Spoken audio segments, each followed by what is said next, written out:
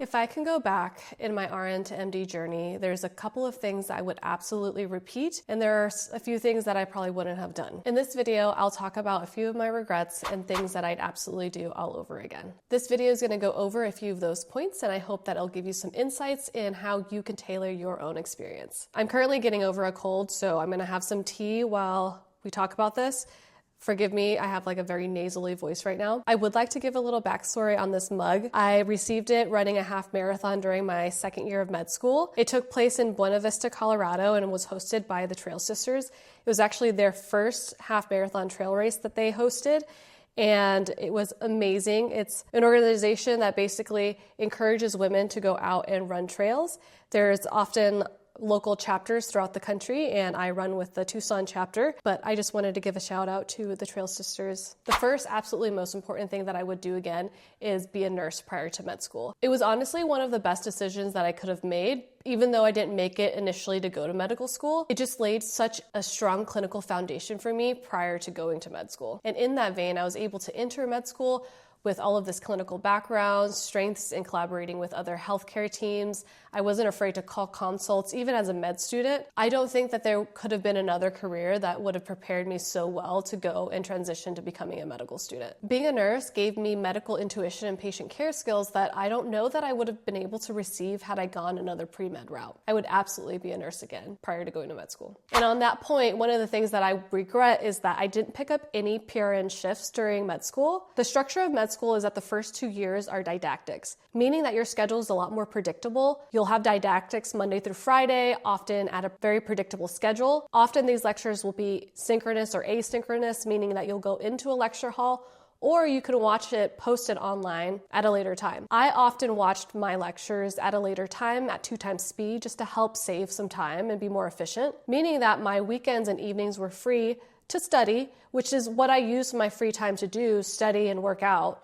But I do think that because of the flexibility of a nursing schedule, I could have picked up PRN shifts, say 1 weekend a month, just to help pay my living expenses and bills. I do think that I could have taken advantage of my nursing license throughout med school and done this in the first 2 years. And also, part of your 4th year after you've matched, there's like multiple months where you're not doing any clinical rotations and waiting either just to match or graduate. And I could have also done some clinical nurse work at that time as well. I do think that that extra income would have significantly reduced my loan burden. Obviously, I'm here now and I'll figure it out, but that could have been an option for me. And I think that if you're a nurse going into med school, definitely consider picking up PRN shifts during the times where your schedule is a lot more predictable. In my 4th year of medical school, I switched my medical specialty from psychiatry to radiology super last minute, and it would be something that I would absolutely do again. When you enter medical school, there's a lot of pressure to pick a medical specialty right away. You'll see that even as you're applying to medical school, people are gonna ask you, hey, what specialty are you interested in? And I felt like I was interested in just learning. I wanted to know more about medicine, in-depth human pathophysiology. So I was very open-minded to all the specialties. And as I was going through my 3rd year rotations, I kept picturing myself being a physician in that specialty in whatever rotation I was rotating in. So for instance, I'd go through general surgery and be like, I want to be a surgeon. I'd go through psychiatry and be like, I want to be a psychiatrist. I did family medicine and I was like, I want to be a family med doc. I loved going into medical school with an open mind, just to be able to be influenced and be open to as many specialties as possible. Part of the reason why I love radiology is that I don't have to say no to any demographic. Imaging encompasses everybody. We image young people, old people, pregnant people, so I don't have to say no to any demographic, which I really love. It was just 2 months before residency applications were due that I changed my mind. I called the Curricular Affairs office and they helped me set up my schedule so that I can do a general diagnostic radiology rotation and get some letters of recommendations. And then I did a more specialized one in breast radiology. That allowed me to spend a lot of time with the attending, and they were also able to write me a strong letter of recommendation. So I did that like basically 2 months before ERAS was due. I felt very pressured and very scared that I wasn't going to match. But one of the things that I harp on is that you lose 100% of the shots you don't take. So I knew that I at least needed to try. I was honestly super terrified that it was too late to make the switch to radiology, but I'm so glad that I reworked my entire application. I ended up obviously matching, which is super exciting.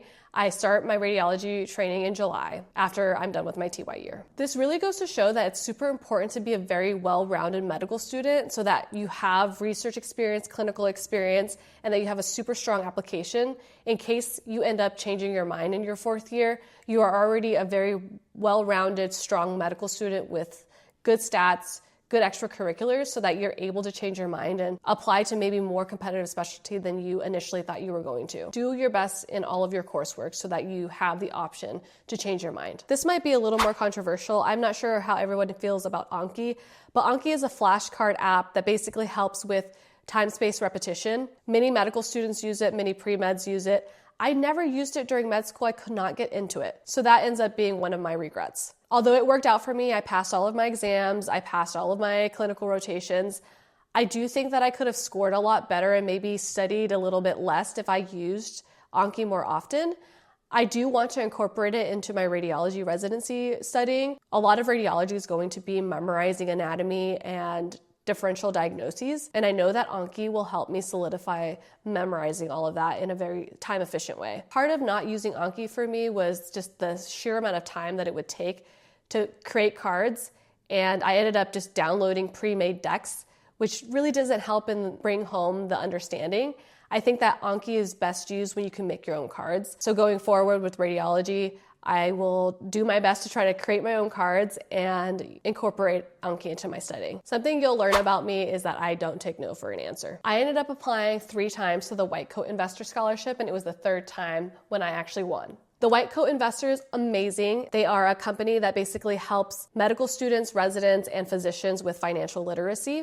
You can actually be an ambassador for your school, and they will send your entire class a free book on financial literacy in med school. But the other awesome thing is that they offer an annual scholarship to medical students. This is based on an essay contest, so you do have to write an essay, but that's all it requires. There's not even really a prompt. You just write an essay about why you want to be in medicine, and they will pick from their pool of applicants. I applied 3 times, and I'm so glad that I didn't stop trying. One of the things that helped me was that after the first 2 times I didn't get an acceptance, I looked at previous winners. I looked at their essays, read through them, and took note of what the theme was and how these people were winning. What I've learned is that most of the essays that were winning were telling very compelling stories of these people's childhoods and how it pushed them towards medicine. And I knew that I had a very unique upbringing and that there were plenty of stories that I can tell in a way that could help me win this scholarship. Every year I hone in on a more specific story, and by the 3rd year I was able to win that scholarship. So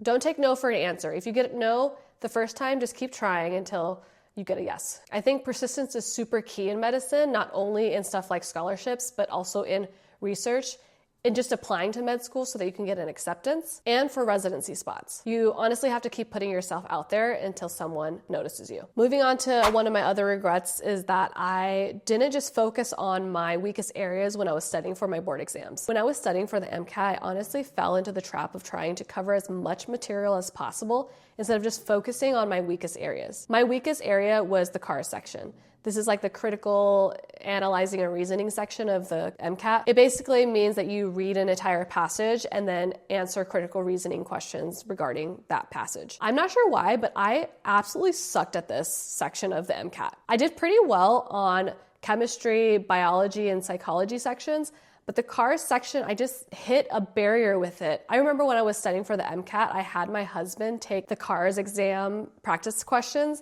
and he would get 100% on all of the questions when I was struggling just to pass. It was so frustrating for me, but I feel like some people are just naturally super good at the CARS section, while others like me really struggle with it. And instead of really focusing on trying to get better at CARS, I hated it so much and I would just keep avoiding it. This honestly ended up hurting me, because when I took the actual MCAT exam, I ran out of time during the CARS section and it ended up missing the entire last passage, which included an additional 10 questions that I didn't even finish. So honestly, if I can do it again, I would just focus on my weakest areas, make my time be a lot more efficient by just focusing on those weak areas instead of repeat studying everything that I've already good at. Here's another thing I would absolutely do again and recommend that all medical students do.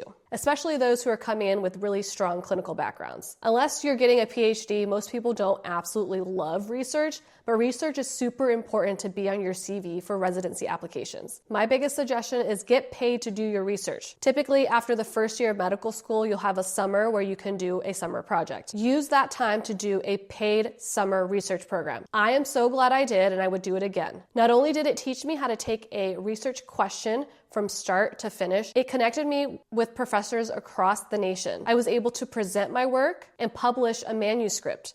This ended up on my resident CV and boosted my application for residency. The great thing about it is you'll learn how to do research, you get paid doing it, and you get to add research publications to your CV. As a nurse or a non-traditional student with healthcare background, you're already coming into medical school with a strong clinical background, so you don't need to do more clinical rotations during that summer. Spend that summer getting research done. If you're wondering what research program I did, it was called MSTAR, Medical Students Training in Aging Research. Give it a Google and you'll find it pop up. Apply for it in your first summer of med school. Thank me later. I'm super glad that I took advantage of research opportunities, but what I regret is that I didn't take advantage of global health opportunities. As a registered nurse, I had done multiple international volunteering opportunities where I went to Ecuador, the Dominican, I helped in the PACU for patients who received ENT surgery. But during medical school, I didn't take advantage of this. At my particular institution, there were fourth-year rotations that you can do abroad.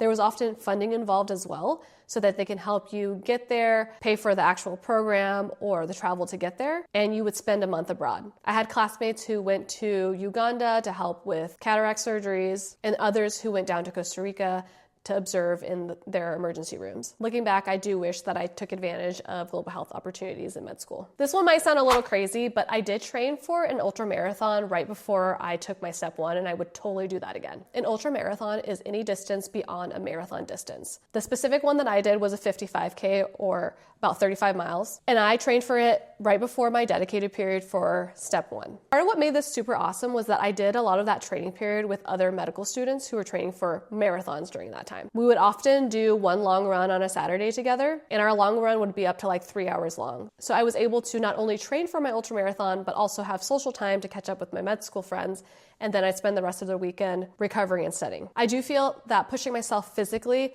really helps build my endurance to push myself mentally. When you run 35 miles in a day, hey there, Editing Lily here. I just wanted to say that the video actually cut off on my Sony camera. I'm not sure why, but I was just talking about how I love the fact that ultra running really challenged me physically, which prepared me for the mental task of studying for step 1 dedicated. And if you have the opportunity to train for some endurance race prior to your step, I do think that it would help with your wellness as well as show you that you can do really hard things. The other plug that I always forget to do in my videos is tell you about my guide. I have written a full comprehensive step-by-step guide for RNs who are interested in going the RNtoMD route. The guide has a very detailed outline of how I did all of my prereqs while I was working full-time as a registered nurse.